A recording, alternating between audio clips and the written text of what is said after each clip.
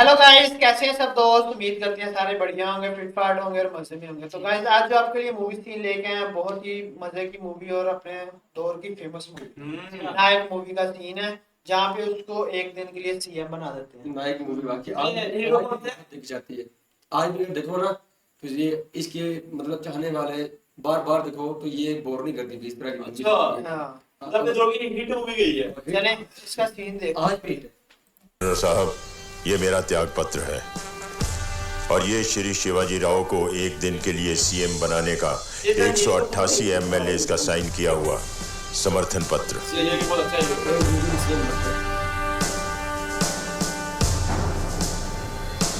मैं शिवाजी राव ईश्वर की शपथ लेता हूं कि मैं विधि द्वारा स्थापित भारत के संविधान के प्रति सच्ची श्रद्धा और निष्ठा के साथ मुख्यमंत्री के रूप में अपने कर्तव्य का शुद्ध अंतःकरण से निर्वहन करूंगा।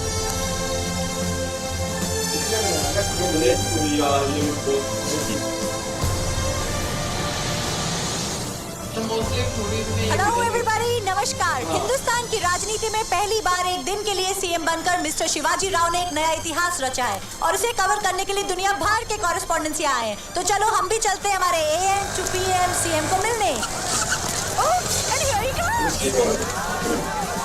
यहाँ छोटा मोटा टोयोटो में आता है और सीएम ऑटो में। लगता है अब इस देश का कुछ होगा। हे Shiva, all the best. Thank you. Please excuse me. Welcome welcome.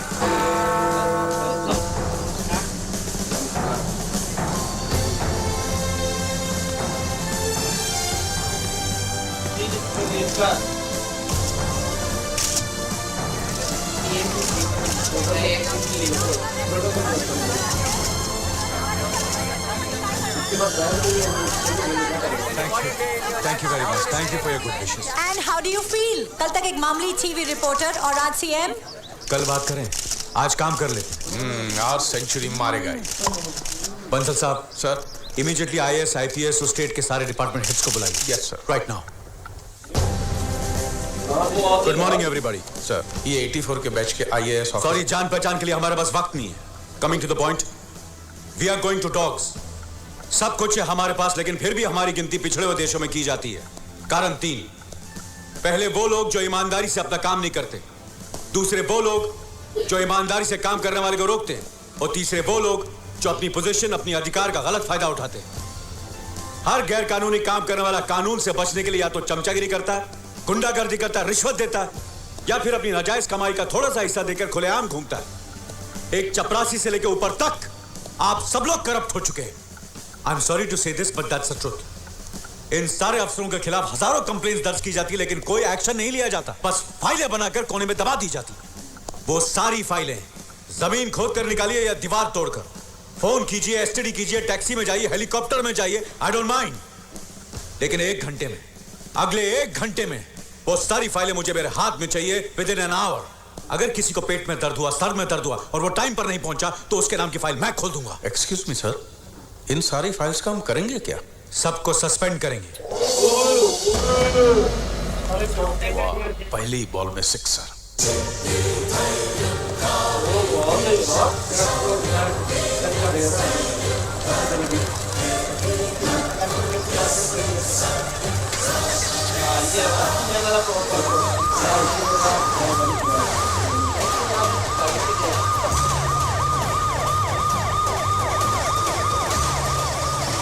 Sir, क्या आप भी इन झोपड़पट्टी वालों में धोती, चावल और कंबल बांटने आए हैं? मेरे हिसाब से देश में झोपड़पट्टी ही नहीं होनी चाहिए। सरकार ने तुम लोगों को मकान बना कर दिए ना? हाँ साहब। तो फिर यहाँ क्यों रह रहे हो? कहाँ जाएंगे साहब, यहाँ नहीं रहेंगे तो। 2000 झोपड़े हैं, 20 मकान दिया है। अभी उसके अंदर कितना ठूसेगा साहब? इस्लाम बोर्ड का डायरेक्टर कौन है? यहीं पर था ना। या कहाँ चूहे की तरह छुप रहे हो? सर, इन सबको कितने मकान अलॉट हुए? 1680 सर। ये सब क्या बोल रहे हैं? सिर्फ 20 ही मिले, बाकी सब क्या हुए? वो सर क्या है कि मिनिस्टर लोगों को दहेज में दिए होंगे, है ना? सर, इन लोगों के लिए जो सरकारी जमीन अलॉट होती है उसमें आधी तो पॉलिटिशियन खा जाते हैं।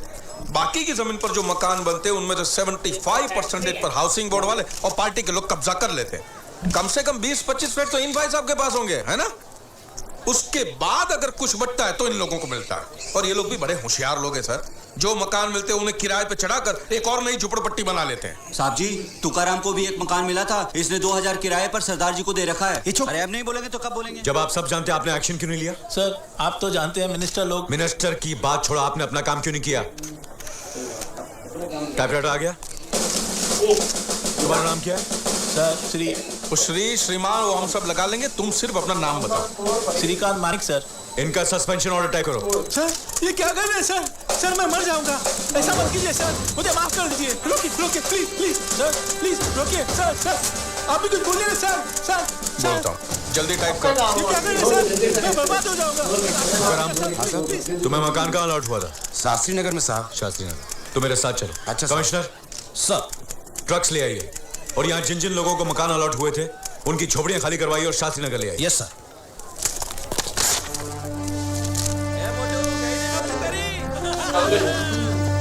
You are suspended.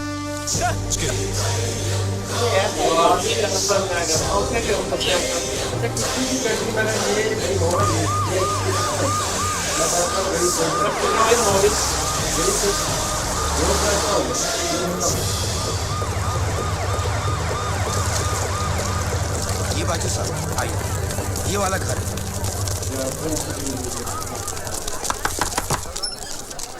क्या है जी? इस मकान का मालिक कौन है? मालिक ਤੁਹਾਡੇ सामने खड़ा है जी। आपका नाम? मेरा नाम तुकाराम, आपका? तुसी तुकाराम ते असी बिल क्लिंटन है। राजी, ये एक दिन के चीफ मिनिस्टर हैं इस स्टेट के।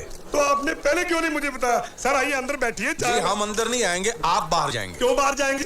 क्योंकि ये घर इस तुकाराम को अलॉट हुआ है और आप यहाँ पे गैर कानूनी ठहरे हुए हैं। और मैं क्या, हम ऐसे ही थोड़े ठहरे हैं? हम तो भाड़ा देते हैं, ऐसे ही मकान खाली कर दें क्या? अगर आप मकान हवाले नहीं करेंगे तो हवालात में बंद कर देंगे। हवालात में? सिर्फ 8 साल के लिए। 8 साल के लिए? एक मिनट, मैं क्या हरजिंदर कौर, जल्दी पांडे टिंडे चक ते वापस चलिए बठिंडे।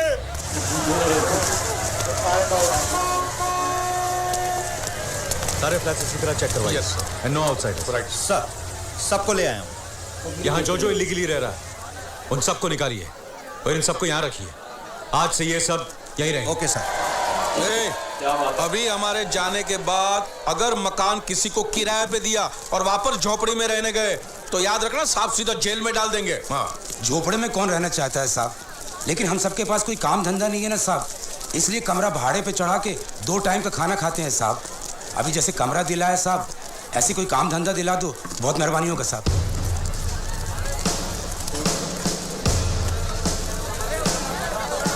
नमस्कार। आप लोगों से मेरी विनती है कि मैं बस एक दिन के लिए सीएम बनाऊं। अगर आप चाहते हैं कि मैं आप लोगों का कुछ भला करूं तो सबसे पहले आप लोगों को बदलना होगा। आज आप जो कुछ भी खरीदें, चाहे वो माचिस हो या मोटर कार, सुई हो या सोना चांदी, हेयर पिन हो या एरोप्लेन, सेल्स टैक्स भर के खरीदेगा। सेल्स टैक्स सरकार का हक है। अगर आप 1000 रुपए का सोना खरीदते हैं तो 4% के हिसाब से 40 रुपए सेल्स टैक्स हो जाता है। वो 40 रुपए बचाने के लिए आप दुकानदार से बिल नहीं मांगते, जिसका वो फायदा उठाता है, और वो पूरा 1000 रुपया उसकी ब्लैक मनी में चला जाता है जो सरकार तक नहीं पहुंचता। इसलिए प्लीज टैक्स भरिए, क्योंकि वो 40 रुपया 400 रुपए का फायदा बनकर वापस आप ही को मिलेगा। दुकानदार अगर पक्का बिल ना दे तो सामान मत खरीदेगा। ये लो 440 रुपया। पक्का बिल देना भाई। हमको भी बिल चाहिए। ग्राहक को माल नहीं बिल देना भाई। अगर कोई बिल देने से इनकार करे तो पुलिस स्टेशन में कंप्लेन कीजिए। जो दुकानदार बिल नहीं देगा और जिसने आज तक का बाकी का सेल्स टैक्स नहीं भरा होगा उसका लाइसेंस कैंसिल कर दिया जाएगा। अगर हम कायदे से सेल्स टैक्स भरते तो कितना भरना पड़ता? 40 लाख सेठ जी। और अभी हम कितना भरते? 4 लाख। तभी तो मांग रहा है पूरे का पूरा आज ही भर दो, वरना कहीं लाइसेंस ना छीन ले। टैक्स में घपला मत कीजिए। क्या कर रहा है ये? बेवकूफी है। अरे दादा, सेल्स टैक्स वसूल कर लेने से कोई देश की तरक्की थोड़ी ना हो जाती है।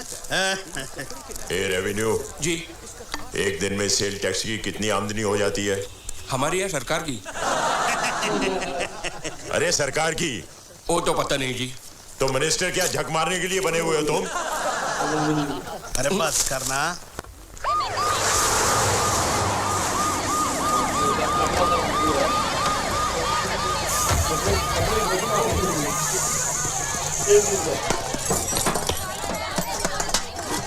क्या है ये? ए, पकड़ो उसको, पकड़ो पकड़ो। ये चल रहे हैं लो इधर। ये क्या है? चुंबक सर, बचपन में अलमारी में चिपकाता था, अभी कस्टमर लोगों को चिपकाता है। कितना वजन होगा इसका? होगा कोई 200 ग्राम। 2 किलो शक्कर में 200 ग्राम, तो पूरे दिन में कितना गायब करता होगा? बोल नहीं तो दूंगा एक। और ये क्या है? ये वर्ल्ड कप। इससे इधर से नापो या इधर से नापो, 5 की जगह सिर्फ 2.5 लीटर ही मिलता है। घपला करने में तो इन लोगों ने वर्ल्ड कप जीता है सर। और इसका हिसाब लगाया जाए तो दिन का 1500 रुपये का कमीशन मारता है। इस हिसाब से इसका महीने का इनकम हो गया, ओहो, एक चीफ मिनिस्टर की सैलरी से भी ज्यादा। ये पैसा तेरे बाप का नहीं है। गली गली घूमकर टूटा प्लास्टिक, पेपर, कूड़ा कचरा सब जमा करके, लोगों के बर्तन कपड़े धोकर, दिन भर मेहनत मजदूरी करके कमाने वाले गरीबों की कमाई है, समझा? अब इसका क्या करें? जूता उठा के मार इसे। रुको रुको रुको, मैं कहता हूँ सर, इसको पब्लिक के हवाले कर देते। पब्लिक इसका 100 ग्राम बांट के घर ले जाए। नहीं बंसल साहब, इसका लाइसेंस कैंसिल करते हैं। तेरा नाम क्या है? सर नाम है तेरा? सही नाम बता, वरना सर पे मारूंगा। भानु प्रसाद। तुम्हारा नाम क्या है? सत्यवान। क्या? सत्यवान साहब। नाम में भी गपला। सीएम हो तो ऐसा क्या धड़ाधड़ फैसला करता है। Get lost.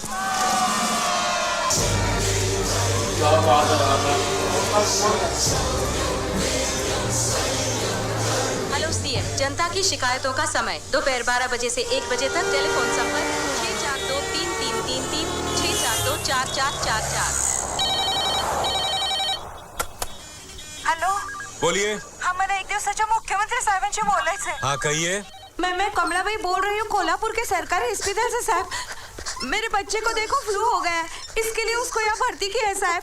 जिस डॉक्टर को उसका इलाज करने का है उनको 10 बजे आना चाहिए, पर अभी तक आए नहीं साहब। मेरे बच्चे का बदन देखो भट्टी की तरह पूरा जल रहा है साहब, आप कुछ कीजिए ना साहब। पास में अगर कोई अस्पताल का आदमी हो तो उसे फोन दीजिए। हेलो, मी वार्ड बॉय विठ्ठल बोलतो। विठल, डॉक्टर साहब कितने बजे आएंगे? आप बस अभी आते होंगे। हमेशा ऐसे ही लेट आते हैं। वो क्या है ना साहब, उनका अपना क्लिनिक भी है, वहाँ का सब काम निपटा कर आप भी आ जाएंगे साहब। डॉक्टर का नाम क्या है? आई के गार्ड की।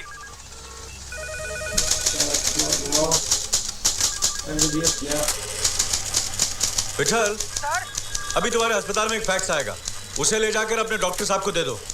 कहना उन्हें सस्पेंड कर दिया गया और आज के बाद वो अस्पताल ना आए, अपना क्लिनिक ही संभाले। लेकिन आप कौन है सर? सीएम। सर, किसी दूसरे डॉक्टर को बोलिए उस बच्चे को फौरन अटेंड करें। Okay sir. हेलो साहब। हेलो, मैं शक्कूबाई बोल रही हूँ नागपुर से। हमने एक पैसा जमा करके एक टीवीएस स्कूटी खरीदा था उनके ऑफिस जाने के लिए, मगर वो चोरी हो गया। पुलिस थाने में रपट लिखवाए 1 महीना हो गया, कोई कुछ करता ही नहीं। इंस्पेक्टर से पूछो तो वो गंदी गंदी गालियां देता है। आप जरा पूछो साहेब। कंप्लेन आपके नाम से है? मेरे पति के नाम से है, आत्माराम। साहेब, मैं आत्माराम बोल रहे। नमस्कार। बोला। पिछले महीने हमारा टीवीएस स्कूटी गुम हो गया था, उसका कंप्लेंट किया था साहेब। तर काय? उसका कुछ पता चला? अरे तिच्या इकडे लोकांच्या टाटा सफारी गायब होतात त्याचा पता लागत नाही। तुझी स्कूटी काय चीज आहे रे? तुम्हारा नाम क्या है? नाव उदय मोहिते। नाम जानकर क्या करेगा रे? बड़े बाप की औलाद है तू? डीएसपी को कंप्लेंट करेगा? उसके बाप को भी बोलेगा ना तो भी कुछ नहीं मिलेगा तेरे को। तेरी स्कूटी के एक भाग को अलग करके चोर बाजार में बेच दिया। जा ढूंढ ले जाकर। मिस्टर उदय मोहिते, तुम्हारा फैक्स मशीन ऑन है क्या? क्यों? तेरे को क्या? मुझे कुछ नहीं, तुम्हें सस्पेंशन ऑर्डर भेजा है, ठीक से छपा के लिए देख लो वरना फिर से भेजता हूँ। सर, आप कौन बोल रहे हैं सर? सीएम। उनके कपड़े गवर्नमेंट की है ना भाई। ऐसा सीएम हो तो मैं कहता हूँ तो उनसे 1 महीने के अंदर पूरे मुल्क जो है ना जो 2-3 दिन के अंदर जो जब काम शुरू होता है ना, सबसे बड़ी बात होती है करप्शन की। तो करप्ट लोग बड़े बड़े अफसर होते हैं। अब जैसे ये कर रहा है, कोई भी जो करप्शन नहीं करेगा तो ज़ाहिर सी बात है हर किसी के काम अच्छा, इस मूवी में आपने जो कुछ भी देखा है ना वो रियलिटी है। रियलिटी है। आप जो मर्जी चीज उठा के देख लो, दुकानदार हैं वो कपड़े लगा रहे हैं, डॉक्टर हैं वो अपनी मर्जी, सरकारी में तो वो अपनी मर्जी से आते हैं। हफ्ते में एक दिन, ऐसे डॉक्टर भी हैं जो हफ्ते में सिर्फ एक दिन आते हैं, तो भी उनका दिल करे आते हैं। लेकिन बात यही है कि इस चीज को स्ट्रिक्टली लेना चाहिए, जैसे कोई भी गवर्नमेंट के ऑफिसर है, जाहिर सी बात है वही अगर मिले होंगे तो दूसरे कहाँ से आएंगे, अपने ड्यूटी कहाँ से। देखो ये ऊपर वाला ही आ गया काम, जैसा सीएम ना इसके ऊपर कुछ बहुत आई थिंक नहीं है मेरे ख्याल में, तो इसके नीचे दिखा रहे जब ये सीधा हो गया नीचे को जो सही काम कर रहा है ठीक है, वरना उसको उड़ा जा रहा है। तो भाई ऐसा होगा तो नीचे वाला ऊपर का सिस्टम ठीक नहीं कर सकता, ऊपर वाला नीचे का सिस्टम ठीक से कर सकता है। तो ये मूवी बहुत अच्छी है, ये मूवी बड़ी अच्छी है, ये मूवी लायक है, काफी पुरानी मेरी ख्याल में। आपको पता है थोड़ा मैं आपको बता दूं ये मूवी जो थी ना पहले संजय दत्त को मिली थी। संजय दत्त हाँ, वो शूटिंग कर रहे थे दूसरी वो खलनायक वाली जो वो उसमें भी थे, फिर उस बंदे ने इनकार किया, ये भी अनिल कपूर को दी गई और ये मूवी उससे ज्यादा ब्रिलियंट कर गई। बड़ी अच्छी बनाई है यार, ये सीन है ना ये बड़ा कमाल का है, इसमें बहुत बढ़िया सीन। बाकी गाइस आपको ये सीन कैसा लगा और ये मूवी किस किस की फेवरेट है कमेंट सेक्शन में जरूर बताइएगा। तो मिलते हैं अगली वीडियो में, गुड बाय, अल्लाह हाफिज।